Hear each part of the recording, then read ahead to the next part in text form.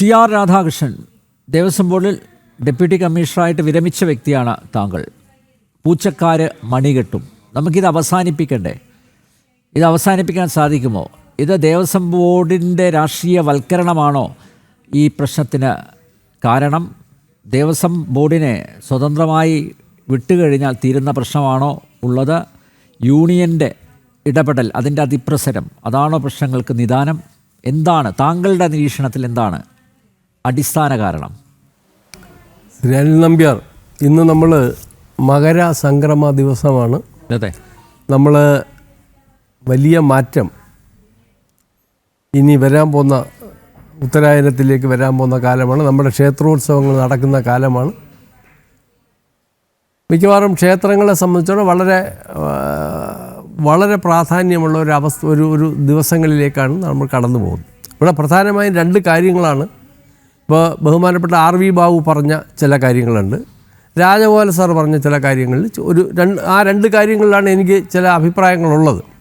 അപ്പോൾ RV Babu sir പറഞ്ഞ ഒരു കാര്യം, നമ്മുടെ ക്ഷേത്രങ്ങളെ സംബന്ധിച്ചിടത്തോളം ക്ഷേത്രങ്ങളിലെ ഉപദേശ സമിതികളെ നമ്മൾ ദേവസ്വം ബോർഡ് അകറ്റുന്നു, അല്ലെങ്കിൽ അതിന് അവരെ അനുകൂലമായ അവരെ നമ്മൾ വേണ്ടത് രീതി കൈകാര്യം ചെയ്യില്ല. ഞാനൊരു 32 കൊല്ലം സർവീസുള്ള ആളാണ്. 2008-09 വളരെയധികം നമുക്ക് ഭരണപരമായ പ്രതിസന്ധി ഉണ്ടായത്. പല ക്ഷേത്ര കമ്മിറ്റികളും വലിയ ഈ പാർലമെൻറ്റ് തെരഞ്ഞെടുപ്പ് പോലെ വലിയ മതാമത്സരങ്ങൾ വരികയും പല പ്രദേശത്തു നിന്നും ലോറിയൽ ആളുകൾ കൊണ്ടുവന്ന് വലിയ മത്സരങ്ങൾ ഉണ്ടാക്കുകയും തർക്കങ്ങളും വലിയ സംഘർഷങ്ങൾ വരെ ഉണ്ടായ ഒരു സാഹചര്യത്തിൽ അന്ന് ദേവസ്വം ബോർഡും കമ്മീഷണറും ബഹുമാനപ്പെട്ട കോടതിയുടെ മുമ്പിൽ ഈ പ്രശ്നം വന്നപ്പോൾ അവിടെ അതിനൊരു ബൈല തയ്യാറാക്കി, അതിനൊരു വ്യവസ്ഥയുണ്ടാക്കി.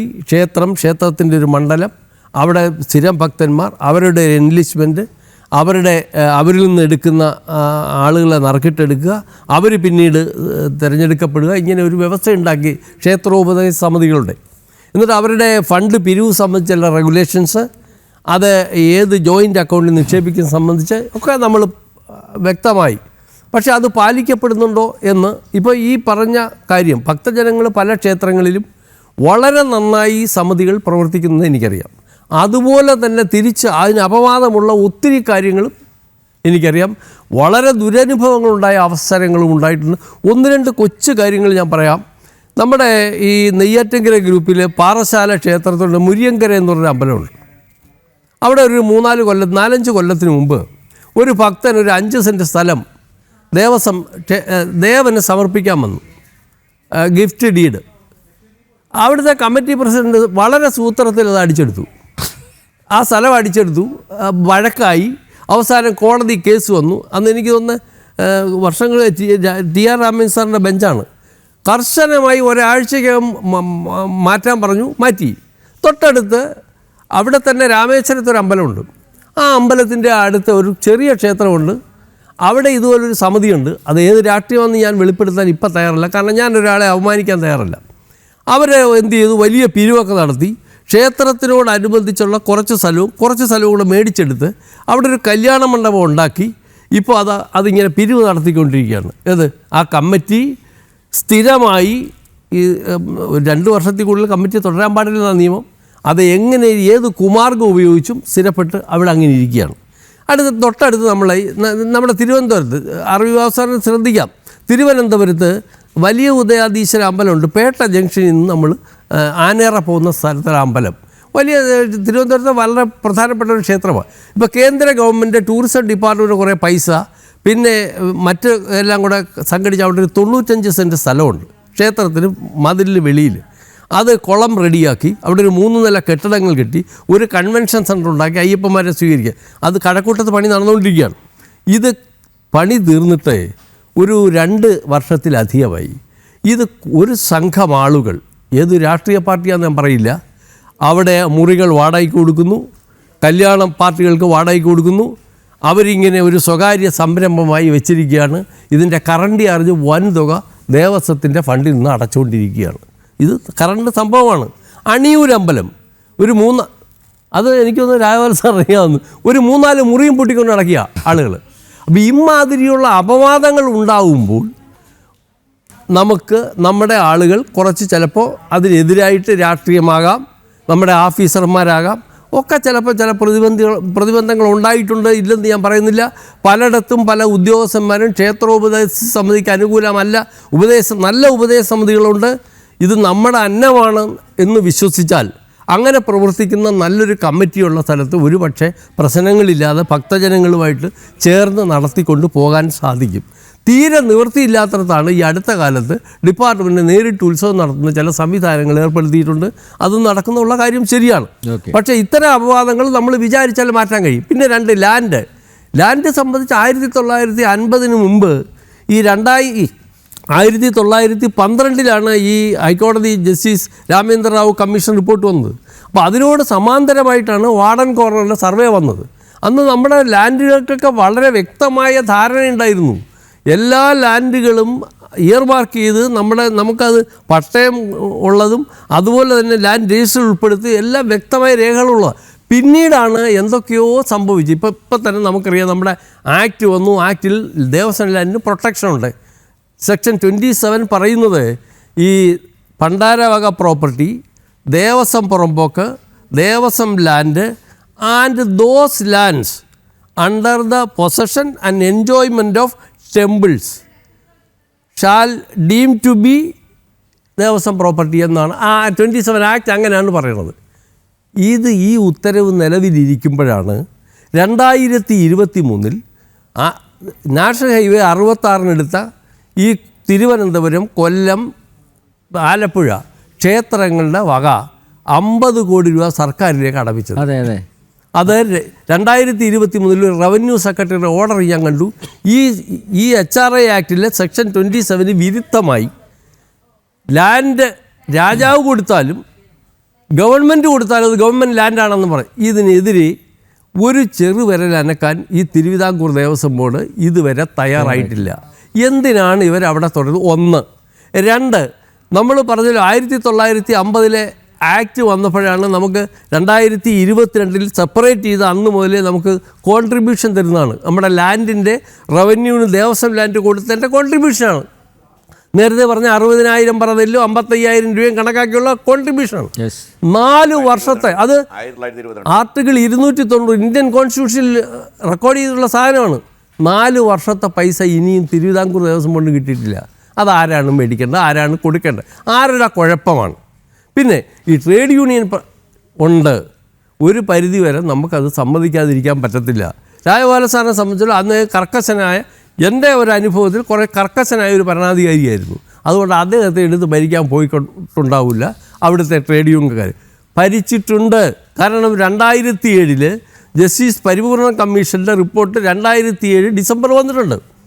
ആ പരിപൂർണ കമ്മീഷൻ റിപ്പോർട്ടിൽ അന്നത്തെ തിരഞ്ഞെടുക്കപ്പെട്ട സംഘടനയുടെ പ്രസിഡൻറ്റിൻ്റെ സ്റ്റേറ്റ്മെൻറ്റ് അതിനകത്ത് ഇത് ചെയ്തിട്ടുണ്ട്, അതിനകത്ത് എൻലിസ്റ്റ് ചെയ്ത് വെച്ചിട്ടുണ്ട്, അതിനകത്ത് അപ്പെക്സ് ചെയ്ത് വെച്ചിട്ടുണ്ട്.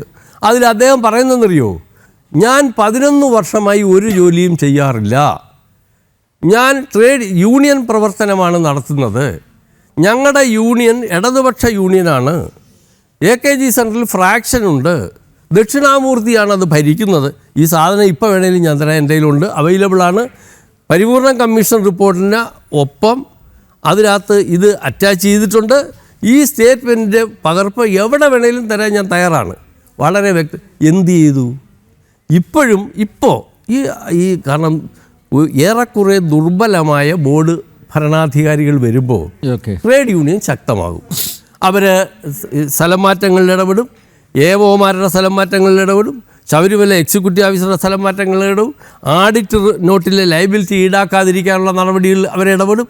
അതുപോലെ തന്നെ ക്രൂരമായ പണാപഹരണങ്ങൾ അച്ചടക്ക നടപടിയിൽ അവരിടപെടും.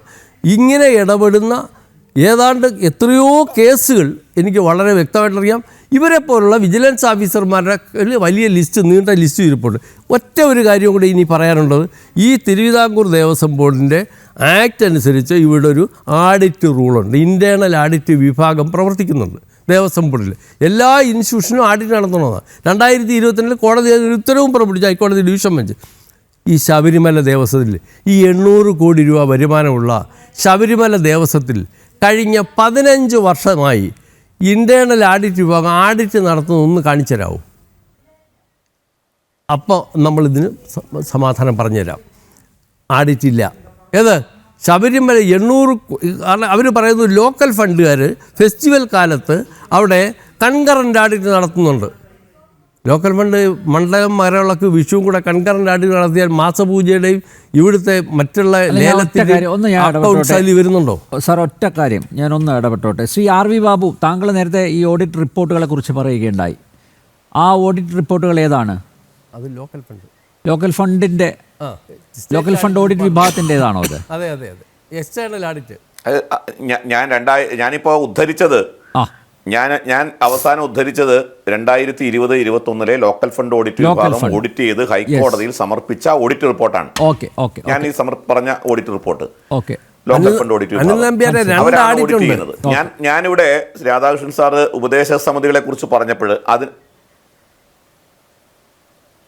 രാധാകൃഷ്ണൻ സാർ ഒരു സെക്കൻഡ്, അങ്ങ് പറഞ്ഞ ഉപദേശക സമിതികൾ സ്വാഭാവികമാണ്. 1250-ലേറെ ക്ഷേത്രങ്ങളിലെ ഏതെങ്കിലും ക്ഷേത്രങ്ങളിൽ ഇത്തരത്തിലുള്ള ഉപദേശക സമിതികൾ ചില സ്ഥാപിത താല്പര്യത്തോടെ സ്വാർത്ഥ ലക്ഷ്യത്തോടെ പ്രവർത്തിക്കുന്ന ഉപദേശക സമിതികളുണ്ട്. നമ്മൾ തലവേദന മാറ്റാൻ തല വെട്ടി മാറ്റാറില്ല സാറേ. തലവേദന മാറ്റാൻ തല വെട്ടി, ഞാനിത് ഇപ്പോൾ നമ്മൾ തിരിച്ചു നോക്കുമ്പോൾ ഈ എൻ്റയർ ദേവസ്വം സിസ്റ്റം തന്നെ അഴിമതിയിൽ നിൽക്കുമ്പോൾ ഉപദേശക സമിതി ഇങ്ങനെ ആയില്ലെങ്കിലല്ലേ അത്ഭുതമുള്ളൂ. ഈ അവർ നോക്കുമ്പോൾ അവരാരെ കാണുന്നത്? ഞാൻ ഇദ്ദേഹത്തോട് തർക്കം പറഞ്ഞതല്ല, ഇങ്ങനെ ചില അപവാദങ്ങളുണ്ട് എന്നേ പറഞ്ഞോളൂ. അല്ല, ഞാൻ ഇദ്ദേഹം പറഞ്ഞ സ്വീകരിക്കുക, ഇദ്ദേഹത്തിന്റെ അഭിപ്രായം ഞാൻ സ്വീകരിക്കുകയാണ്. ഞാൻ ഉന്നയിച്ച പ്രശ്നം ശരിയാണ്, ശരിയാണ്, ഞാൻ സമ്മതിക്കുന്നു. കാരണം ഇത് അവനവന്റെ അന്നമാണെന്ന് വിശ്വസിക്കുന്ന ജീവനക്കാരില്ല. മനസ്സിലായി. ആ ഒരു സ്പിരിറ്റിൽ തന്നെയാണ് അദ്ദേഹം ഉൾക്കൊണ്ടിരിക്കുന്നത്.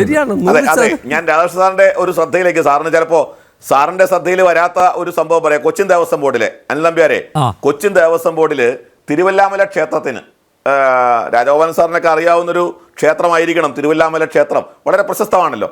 ആ തിരുവല്ലാമല ക്ഷേത്രത്തിന് ചാലക്കുടിക്കാരൻ ഒരാൾ ഒരു 1.5 ഏക്കർ ഭൂമി മറ്റോ ദാനം ചെയ്തു.